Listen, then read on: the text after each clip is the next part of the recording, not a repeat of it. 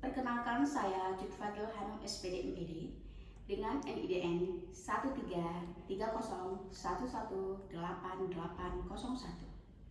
Saya adalah dosen program studi pendidikan guru pendidikan anak usia dini pada Fakultas Keguruan dan Ilmu Pendidikan di Universitas Bina Bangsa Kesimpenan Banda Aceh. Sebagai dosen, saya berkewajiban melaksanakan Tridharma perguruan tinggi, yaitu bidang pengajaran, penelitian, dan pengabdian kepada masyarakat. Pada kesempatan kali ini, saya akan menjelaskan pernyataan diri saya sebagai dosen dalam unjuk kerja Tridharma perguruan tinggi atau PDD UKTPP dalam bidang pengajaran sebagai salah satu syarat untuk program sertifikasi dosen tahun 2022. Di Universitas Bina Bangsa Kesimpenan Banda Aceh, saya mengampu beberapa mata kuliah, salah satunya adalah mata kuliah pendidikan inklusif yang berbobot 3 SKS. Dalam mendeskripsikan mata kuliah ini, saya menggunakan pendekatan DIA yang merupakan singkatan dari Delivery, Direction, dan Assessment. Delivery akan menjelaskan apa yang dibawakan dalam materi perkuliahan yang saya ampu. Interaction akan menjelaskan bagaimana saya menjalin interaksi dengan proses belajar mengajar pada peserta didik dalam mata kuliah pendidikan inklusif. Dan assessment akan menjelaskan bagaimana saya mengukur penilaian kinerja mahasiswa secara objektif di kelas. Sebelum saya masuk ke teknik pengajaran, izinkan saya terlebih dahulu menjelaskan deskripsi singkat mata kuliah pendidikan inklusif. Mata kuliah pendidikan inklusif membahas tentang konsep dasar pendidikan inklusif, sejarah perkembangan pendidikan inklusif, ruang lingkup anak berkebutuhan khusus, model pendidikan bagi anak berkebutuhan khusus, serta jenis-jenis berkebutuhan khusus. Setelah selesai mengikuti perkuliahan ini, mahasiswa diharapkan memahami konsep bimbingan anak berkebutuhan khusus dalam proses belajar mengajar di sekolah. Pada mata kuliah pendidikan inklusif, terdapat 2 capaian pembelajaran yang ingin dicapai, yaitu yang pertama, mahasiswa mampu mengemukakan tentang ruang lingkup konsep pendidikan inklusif. Yang kedua, mahasiswa mampu menguraikan jenis-jenis kebutuhan khusus. Untuk mencapai ini, capaian mata kuliah ini dituangkan ke dalam 14 SKS sub CPNK untuk 16 kali pertemuan termasuk UTS dan UAS. Berikut adalah materi yang akan dibahas dalam pembelajaran dari mata kuliah pendidikan inklusif yang akan saya ajarkan, antara lain yang pertama, 1. Konsep pendidikan inklusif. Yang kedua, sejarah pendidikan inklusif. Yang ketiga, modal pendidikan bagi anak berkebutuhan khusus. Yang keempat, ruang lingkup anak berkebutuhan khusus. Yang kelima, penyebab anak berkebutuhan khusus. Yang keenam, gangguan pemusatan perhatian dan hiperaktif. Yang ketujuh, gangguan emosi dan perilaku. Yang kedelapan, gangguan komunikasi. Yang kesembilan, gangguan pendengaran. Yang kesepuluh, gangguan fisik, kesehatan dan trauma otak. Yang kesebelas, gangguan penglihatan. Yang kedua belas, anak dengan gejala autis. Yang ke-13, anak berbakat. Dan ke-14, hambatan perkembangan intelektual. Setelah kita mengetahui gambaran singkat dari mata kuliah pendidikan inklusif yang saya ampu, selanjutnya saya akan menjelaskan teknik pengajaran yang saya lakukan, yaitu dengan teknik DIA, yaitu Delivery, Interaction, dan Assessment. Teknik pengajaran DIA yang pertama adalah Delivery. Pada mata kuliah pendidikan inklusif, saya menggunakan metode Student Centered Learning atau biasa disebut dengan SCL. Dengan metode pembelajaran SCL, metode pembelajaran yang berpusat pada mahasiswa. Mahasiswa diharapkan lebih interaktif sehingga terjadi multi arah antara dosen dengan mahasiswa. Saya juga mengunggah materi perkuliahan dan juga video pembelajaran dan juga tugas di learning atau LMS pada Universitas Bina Bangsa Kesimpenan Banda Aceh. Sedangkan untuk metode pembelajaran Discovery Learning, di mana model pembelajaran Discovery Learning memberikan kesempatan kepada peserta didik untuk mempelajari terlebih dahulu konsep atau pengertian dari materi yang akan disampaikan, sehingga pada akhirnya mahasiswa mampu memberikan kesimpulan. Ada 6 tahapan yang dilakukan dengan metode Discovery Learning. Yang pertama yaitu dengan memberikan langkah simulasi kepada mahasiswa sehingga mahasiswa mampu mengidentifikasi masalah atau problem statement, dan dari masalah-masalah yang terjadi tersebut mahasiswa dapat mengumpulkan data-data, dan dari data tersebut dapat diolah dan diberikan kebenaran dan kesalahannya sehingga mahasiswa dapat menarik kesimpulan. Teknik yang kedua yaitu interaction, di mana saya melakukan interaksi dengan mahasiswa di dalam kelas dengan memancing mahasiswa agar dapat bertanya atas materi yang telah saya sampaikan sehingga dapat terjalin komunikasi dua arah.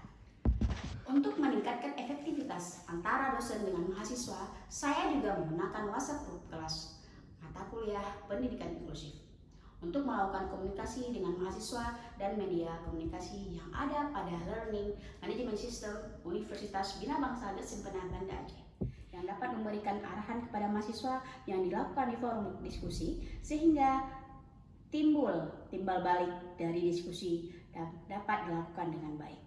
Teknik pengajaran yang terakhir yaitu assessment atau teknik pengambilan penilaian. Teknik penilaian pada mata kuliah pendidikan inklusif diberikan sesuai dengan buku panduan akademik Universitas Bina Bangsa Sempena dan juga tercantum pada kontrak perkuliahan yang sudah dijelaskan di awal perkuliahan, yaitu 10% dari kehadiran dan keaktifan, 15% dari tugas mandiri, 20% dari tugas terstruktur, 25% dari UTS, 30% dari UAS. Di awal pertemuan, saya selalu menjelaskan tentang kontrak perkuliahan yang akan kita sepakati bersama antara dosen dengan mahasiswa. Di dalam kontrak perkuliahan tersebut memuat tentang materi pembelajaran yang akan diajarkan dan tugas yang diberikan, cara penilaian, dan bobot penilaian. Sehingga mahasiswa dipastikan tahu lebih awal dan diharapkan bisa membuat strategi agar perkuliahan mereka bisa berjalan dengan lancar dan mendapatkan nilai yang lebih memuaskan. Demikian disiplin mata kuliah pendidikan inklusif dan menjelaskan terkait metode pembelajaran. Berikut ini saya akan menampilkan salah satu video perkuliahan yang saya buat pada mata kuliah pendidikan inklusif secara langsung di kelas. Terima kasih atas perhatiannya. Lebih dan kurang saya mohon maaf. Assalamualaikum warahmatullahi wabarakatuh.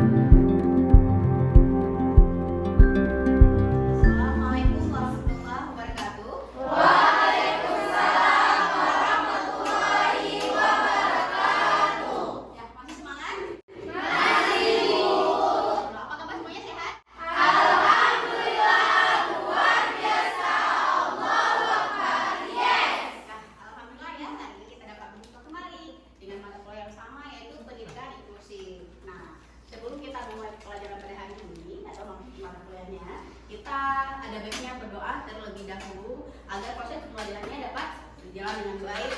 Bismillahirrahmanirrahim. Rabbi shrah li sadri wa yassir li amri wahlul 'uqdatam min lisani yafqahul qawli. Sebelumnya pada pertemuan yang lalu kita sudah berjumpa ya dengan pertemuan pertama, yaitu masih dengan kontrak perkuliahan. Nah, pada saat kontrak perkuliahan itu kita sudah membahas sedikit apa-apa saja materi yang akan kita pelajari itu satu semester, betul? Betul. Nah, untuk kontrak perkuliahan pun kita sudah membahas itu berkenaan tentang penilaiannya seperti apa, daripada tugasnya seperti apa, kemudian kehadirannya juga harus diperhatikan gitu ya. Jangan datang di hari midterm saja, jangan datang pada saat perlu ada tugas gitu, jangan seperti itu sama saja kuliah karena terpaksa gitu ya. Jadi kalau untuk ilmu itu kan bukan nggak ada batasan ya. Yang namanya ilmu itu untuk semua usia, tidak ada batasan, dan makanya dengan pendidikan inklusif ini kita juga tahu bahwa pendidikan inklusif ini bukan hanya untuk orang normal saja seperti kita, tapi orang-orang di luar sana yang nggak punya apa namanya tuh lengkap tubuhnya, tidak sempurna, cacat, atau mungkin dari segi ras orang tuh membedakan biasanya dari wajah misalnya atau suku. Kalau bahasanya misalnya dari Aceh Selatan bahasanya lain, agak oh ya udahlah saya nggak tahu bahasa itu karena kok sebetulnya dengan orang itu jangan, itu sama saja tuh membedakan ras ya kan, juga bahasa itu jangan. Jadi yang namanya pendidikan itu harus menyeluruh, semuanya harus bisa dapat gitu. Nah untuk itu pada hari ini kita akan membahas dengan tema apa? Konsep pendidikan inklusif. Oke, itu kalian sudah baca ya pada saat kontrak kuliahan yang sudah saya berikan pada minggu yang lalu. Baiklah, pada saat kita belajar itu ada namanya capaian pembelajaran. Apa yang kita harapkan dari pembelajaran atau materi pada hari itu. Nah untuk hari ini capaian yang harus kalian dapatkan itu adalah mahasiswa dapat memahami konsep pendidikan inklusif. Jadi pendidikan inklusif itu ada apa-apa ya poin-poinnya. Kita ada hari ini adalah outline-nya akan kita bahas, yaitu ada 6 poin ya yang harus kita ketahui daripada konsep inklusif itu sendiri. Pertama tentang pengertian pendidikan, kemudian pengertian inklusif, kemudian pengertian pendidikan inklusif, manfaatnya, nah implementasinya juga, dan terakhir itu tujuan pendidikan inklusif. Jadi ada 6 poin outline yang harus kita ketahui untuk materi pada hari ini. Nah untuk itu kita lanjut lagi. Ada yang tahu apa itu pendidikan? Ya, saya Bu. Ya. Gimana Winda? Apa itu pendidikan? Menurut saya Bu, pengertian pendidikan itu ialah suatu pengetahuan yang diberikan oleh seorang guru kepada anak muridnya untuk mengembangkan pengalaman-pengalaman ataupun pengetahuan-pengetahuan yang ada pada anak didiknya. Bagus sekali. Yang lain mungkin ada yang tahu apa itu pendidikan? Angkat tangan mungkin ada yang tahu? Ayo dong, jangan malu-malu, tidak ada yang tidak ada kesalahan dalam belajar ya. Jadi yang namanya belajar itu tidak langsung benar. Yang namanya belajar itu butuh proses. Jadi nanti kalau pada saat kalian belajar tentang keagamaan, nah, kalian bisa mengimplementasikan dalam kehidupan sehari-hari. Gitu. Misalnya tentang doa-doa, apalagi tentang anak usia dini. Nah, di sini kebetulan karena kita mata kuliah lintas prodi ya, jadi ada anak PGSD ya, ada PGPAU juga, ada 2 penggabungan prodi di sini. Namun sama-sama berhadapan dengan anak, gitu ya. Jadi bersama-sama berhadapan dengan anak usia dini. Karena usia dini nggak hanya 0 sampai 5 tahun, tapi 0 sampai 8 tahun juga. Jadi pada saat SD awal itu kalian pasti kalau guru-guru SD itu mengajarkan berdoa ya kan? Bagaimana berdoa masuk kelas seperti apa, seperti yang sudah kita sampaikan tadi, itu kan awal-awal untuk permulaan dan membiasakan kalian ya, biar nanti ke depan pada saat sudah selesai dari kampus bisa mengimplementasikan kepada murid ataupun anak didiknya sendiri gitu. Jadi selalu dibarengi dengan selalu berdoa sebelum memulai sesuatu. Seperti sudah Linda sampaikan tadi, dari segi pendidikannya ini ada 3 poin daripada pengertian inklusif ya, ada 3 poin dari pendidikan inklusif dalam pendidikan adalah Signas ya pada tahun 2003. Kemudian kalau bahasa Indonesia mendidik ya kan, atau pendidikan gitu, pendidikan gitu kan, akhirannya akhirannya an gitu kan, jadi didik. Jadi butuh yang namanya apa ya, dorongan, butuh yang namanya masukan, butuh yang namanya bimbingan. Makanya pendidikan itu sangat penting sekali untuk segala usia. Begitu tuh dengan Bapak Ki Hajar Dewantara ini ya, Bapak Pendidikan Nasional Indonesia kita ini, beliau menyatakan bahwa mungkin bisa dirangkum sendiri tulisan, yaitu tuntutan dalam hidup tumbuhnya anak-anak. Adapun maksudnya untuk segala kekuatan kodrat yang ada pada anak agar mereka sebagai manusia, sebagai anggota masyarakat dapat mencapai keselamatan, kebahagiaan setinggi-tinggi. Ini maksudnya gimana? Jadi dengan adanya pendidikan kita memudahkan jalan kita nih, memudahkan jalan untuk menggapai sesuatu. Jadi kalau misalnya kita hanya posisinya sudah di rumah saja tanpa berbaur dengan lingkungan luas, atau tidak kuliah, misalnya tamat SMP, SMA gitu, tamat SMA tidak mau masuk kuliah, itu kan sudah membatasi daripada ruang gerak kalian. Tapi kalau misalnya sudah di kampus, itu posisinya kita sudah memikir jenjang tinggi apa yang harus kita capai gitu ya. Jadi Bapak Ki Hajar Dewantara dalam dunia pendidikan ini sudah mengatakan maka menuntut ilmu itu ketinggi-tingginya, tidak ada batasan. Kita lanjut lagi. Kesimpulannya sudah pasti yang namanya pendidikan itu, apalagi dengan pendidikan inklusif, itu yang namanya pendidikan inklusif itu semua yang dia pelajari dia bisa dia amalkan sendiri ke depan. Jadi kalau misalnya kita sudah mengajarkan anak inklusif ini dia bisa masuk ke dunia luar nantinya. Jadi apapun yang dia pelajari di sekolah inklusif itu dapat dia amalkan. Misalnya dia bisa mempraktekkan apa yang sudah dipelajari di kampus ataupun di sekolah ataupun di SD, SMP ya. Jadi kalau udah putus sekolah itu kan membuat uang gerak dia terhenti dan dia nggak bisa survive untuk hidupnya ke depan, apalagi dengan misalnya orang tua yang meninggal. Nah kalau orang tua meninggal, kalau anak yang inklusif itu kan seolah hilang separuh nafasnya kan, karena dia membutuhkan orang lain. Makanya dengan kita bersekolah di sekolah inklusif ini sendiri, maka akan membuat dia bisa bisa berkembang ya, tidak ada yang namanya batasan gerak dia. Makanya penting sekali untuk pendidikan inklusif itu. Nah, ini kesimpulan pada pendidikan secara khususnya. Kemudian dalam pendidikan inklusif itu sendiri apa? Inklusif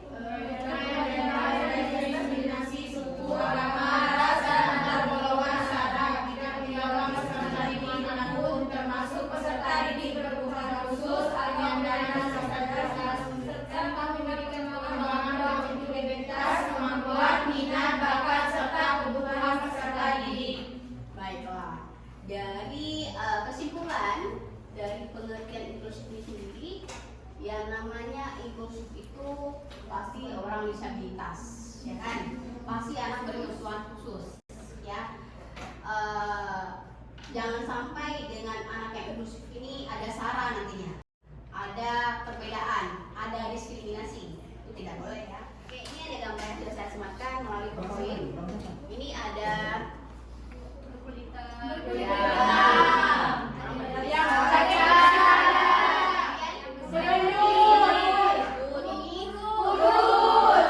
kurus atau mungkin tunanetra, karena dia ada tongkatnya. Kemudian ini mata sipit, tapi dia lebih kepada pemburu ya, badannya.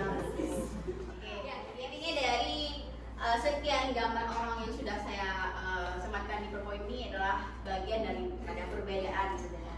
Namun yang namanya inklusif itu tidak ada beda, sama semuanya dalam segi pembelajarannya. Jadi tidak dari tadi kita sudah bahas tentang pendidikan dan juga inklusif. Nah sekarang penggabungan keduanya itu ada berkenaan tentang pendidikan inklusif dari Kekeh Martan, Lei Kekeh Martan pada tahun 2007. Pendidikan inklusif adalah sebuah pelayanan pendidikan bagi peserta didik yang mempunyai kebutuhan pendidikan khusus di sekolah reguler ya. Sekolah reguler itu artinya sekolah yang di dalamnya itu ada SD, SMP, SMA, SMK, tidak ada yang namanya SDLB bukan, tapi dia sekolah umum seperti biasanya. Itu menurut Lei Kekeh Martan. Kemudian menurut Stop dan Fix dalam Tarmansyah pada 2007 mengatakan pendidikan inklusif adalah penempatan anak berkelainan ringan, sedang, berat secara penuh di kelas. Jadi di dalam kelas itu ada anak yang memang misalnya kalau dari segi badannya cacatnya hanya cacat kayak kehilangan tangan, masih bisa menulis, atau mungkin kakinya sudah buntu, itu kan udah lumayan berat ya. Atau mungkin agak pincang tapi bisa jalan, itu ringan. Jadi semuanya itu masuk. Itu menurut Stop dan Pick pada dalam Tarmansyah itu sendiri. Oke, ini mungkin sudah paham? Kita lanjut lagi ya. Mungkin bisa disimpulkan. Ada yang mau baca? Dapat disimpulkan bahwa pendidikan inklusif adalah pelayanan pendidikan untuk peserta didik yang berkebutuhan khusus tanpa memandang kondisi fisik, intelektual, sosial, emosional, linguistik, dan kondisi lainnya untuk bersama-sama mendapatkan pelayanan pendidikan di sekolah reguler seperti SD, SMP, SMU maupun SMK. Baiklah, dari yang tadi teman kita sudah membacakan, maksud daripada kesimpulan ini adalah dalam segi kondisi fisik tidak ada perbedaan. Jadi mau dia nggak bisa melihat dengan jelas, mau dia cacat tubuhnya, tetap bisa berjalan beriringan dengan orang normal. Kemudian dari segi intelektual, dari segi kepintarannya nggak ada masalah. Mau dia mungkin Down syndrome kah, mau dia anak-anak yang gifted atau anak-anak yang berbakat.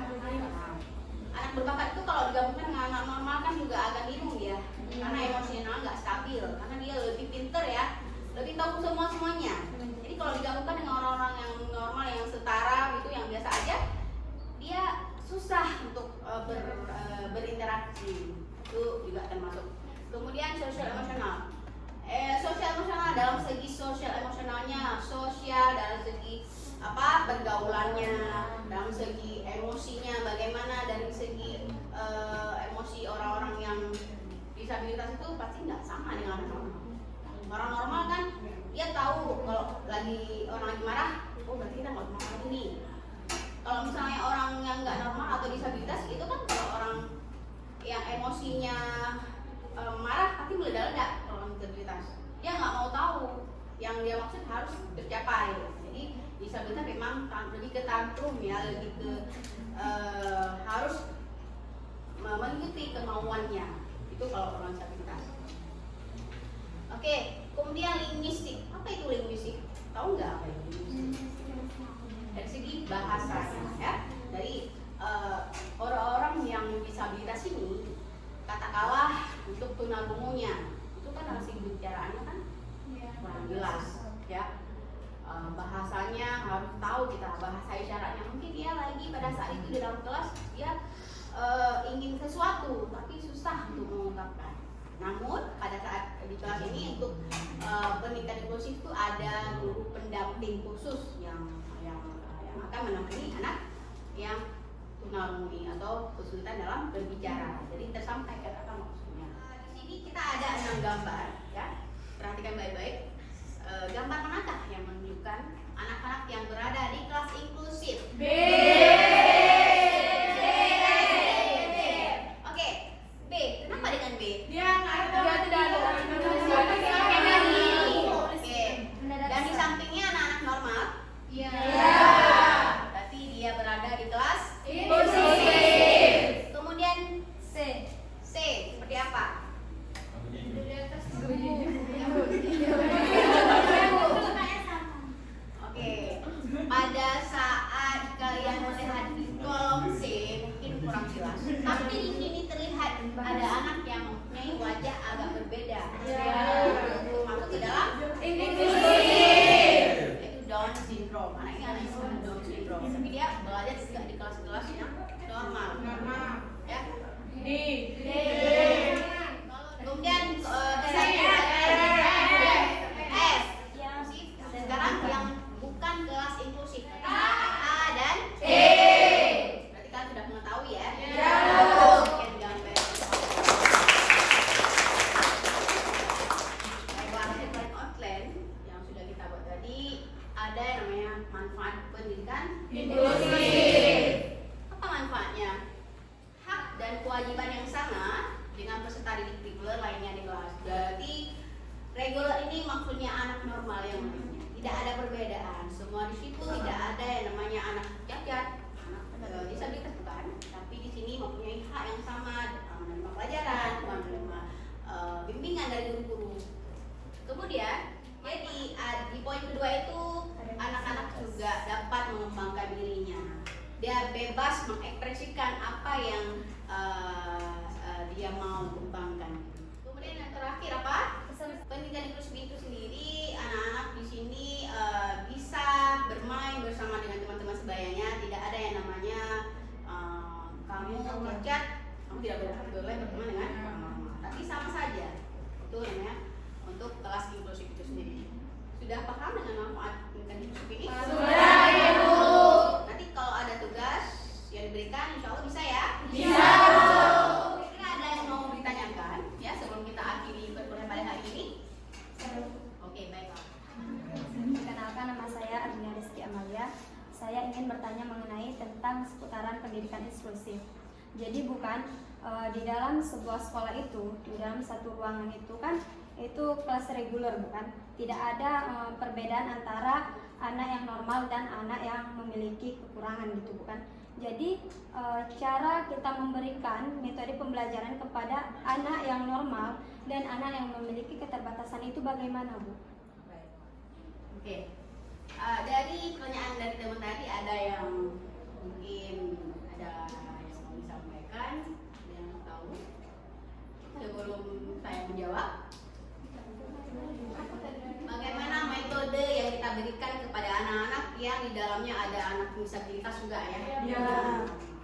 Oke. Yang harus kita ketahui bersama bahwa yang namanya pendidikan inklusif itu ada yang namanya anak disabilitas atau anak yang kurang normal dan anak normal. Bagi anak-anak yang disabilitas ini itu ada guru pendamping sendiri. Guru pendamping itu kan guru yang memang membimbing anak-anak yang tidak normal atau disabilitas itu. Untuk itu kurikulumnya memang sama saja seperti anak-anak yang normal saja, hanya saja dibimbing oleh gurunya. Dan satu sisi ada juga kelas khusus untuk yang disabilitas ini. Lain ada yang menambahkan baca-baca mungkin di dalam buku yang muncul saya bilang tadi tidak selamanya di kampus. Di buku, di pustaka juga bisa, mungkin di internet jurnal atau